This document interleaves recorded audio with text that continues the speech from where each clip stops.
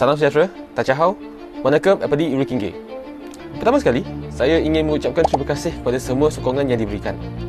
Saya juga memohon maaf kerana tidak dapat membalas semua komen. Saya ingin menyampaikan penghargaan kepada kerajaan Malaysia yang telah berjaya membawa pulang 23 sukarelawan Malaysia daripada misi Global Sumut Flotilla setelah mereka ditahan oleh rejim Zionis. Kejayaan ini membuktikan keberkesanan diplomasi Malaysia di peringkat antarabangsa. Namun, misi kemanusiaan ini belum berakhir. 9 kapal di bawah misi Freedom Flotilla Coalition Thousand Madlands to Gaza dijangka akan memasuki perairan Zon Kuning tidak lama lagi. Sama-sama kita doakan agar kapal-kapal ini selamat tiba di Gaza dalam masa terdekat. Teruskan menuntut keadilan untuk rakyat Gaza yang tertindas dan aktivis Global Sumut Flotilla yang masih ditahan.